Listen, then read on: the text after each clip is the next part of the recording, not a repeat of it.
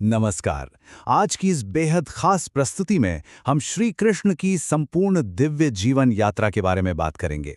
ये पूरा विश्लेषण एक बहुत ही सुंदर भजन पर आधारित है, जो जन्म से लेकर गीता के महान उपदेश तक की पूरी कथा को हमारे सामने बिल्कुल जीवंत कर देता है। तो चलिए, बिना किसी देरी के इस दिव्य सफर की शुरुआत करते हैं। इस कथा की शुरुआत ही कितनी ज्यादा नाटकीय और प्रभावशाली है, जरा कल्पना करें। एक तरफ धरती पाप के बोझ और कंस के आतंक से कांप रही है, रो रही है, और ठीक उसी वक्त जेल की उन बेहद खौफनाक और अंधेरी दीवारों के बीच अचानक एक दिव्य रोशनी फूट पड़ती है। ये इस बात का साफ संकेत था कि अब अंधकार के दिन खत्म होने वाले हैं। तो चलिए इस सफर के पहले पड़ाव की ओर बढ़ते हैं, मथुरा के अंधकार से गोकुल की खुशियों तक की यात्रा। यहां इन दो बिल्कुल अलग दुनियाओं का अंतर देखिए। एक तरफ राजा कंस की मथुरा है, जो पूरी तरह से डर और आंसुओं में डूबी हुई है, और दूसरी तरफ है गोकुल, जहां कान्हा के कदम रखते ही मानो जादू हो गया। हर चेहरा खिल उठा और पूरा गांव, सारे ग्वाले, गैया, सबके सब खुशी से झूम उठे।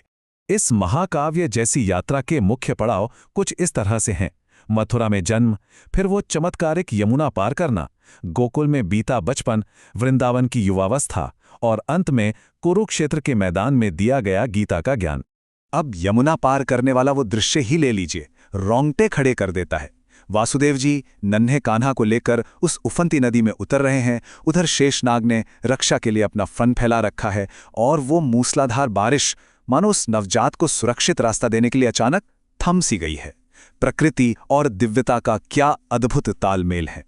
और अब रुख करते हैं गोकुल की उन मनमोहक बाल लीलाओं की तरफ। यहाँ समझने वाली सबसे खास बात यह है कि ये सिर्फ एक बच्चे की आम शरारतें नहीं थी। मिट्टी की मटकियाँ फोड़ना, माखन चुराना, रोते हुओं को हंसाना, इन छोटी छोटी बातों ने गोकुल की गलियों में बांसुरी की वो मिठास घोल दी, जिसका असर आज तक है। मतलब मैया यशोदा का गुस्सा और उनकी डांट भी कान्हा की एक मुस्कान के आगे पिघल जाती थी। लेकिन बात सिर्फ मीठी शरारतों तक सीमित नहीं थी। कालिया नाग वाला प्रसंग देखिए। ये सिर्फ एक घटना नहीं, बल्कि खतरे पर जीत का एक बहुत बड़ा प्रतीक है।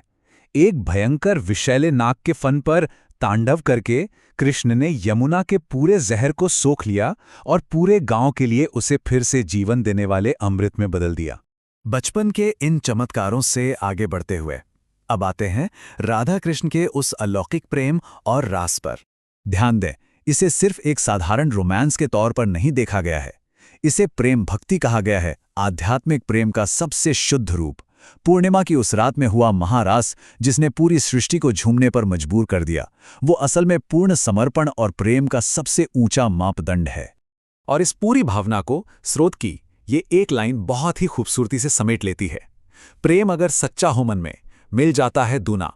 यह हमें बताती है कि जब दिल में सच्ची भक्ति और प्रेम होता है, तो हमारी खुशी और हमारा आध्यात्मिक आनंद अपने आप दोगुना हो जाता है। प्रेम के इस पाठ के बाद कहानी में एक जबरदस्त मोड़ आता है। गोवर्धन पर्वत उठाना और अत्याचारी कंस का अंत। पूरे 7 दिन, इतनी देर तक कृष्ण ने उस विशाल गोवर्धन पर्वत को अपनी सबसे छोटी उंगली पर टिकाए रखा था, और वो भी सिर्फ इसलिए ताकि वर्षा के देवता इंद्र के भारी अभिमान को हमेशा हमेशा के लिए तोड़ा जा सके। और फिर हम लौटते हैं वहीं जहां से ये सारा संघर्ष शुरू हुआ था, मथुरा। कृष्ण का कंस की सभा में आना, उस खूंखार राजा के सिंहासन का कांपना, और सिर्फ एक ही प्रहार, एक ही वार में उस सत्याचारी का अंत। और इसी के साथ चारों तरफ फिर से न्याय और शांति लौट आई। लेकिन ये दिव्य यात्रा सिर्फ शारीरिक जीत पर खत्म नहीं होती। इसका सबसे महान पड़ाव है रणभूमि में दिया गया गीता का उपदेश। कर्म करो तुम, फल मत सोचो।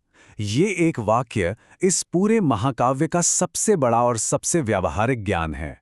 याद है ना, ये उपदेश उस वक्त दिया गया था जब महान योद्धा अर्जुन अपनों के खिलाफ हथियार उठाने और न्याय के लिए लड़ने से कतरा रहे थे।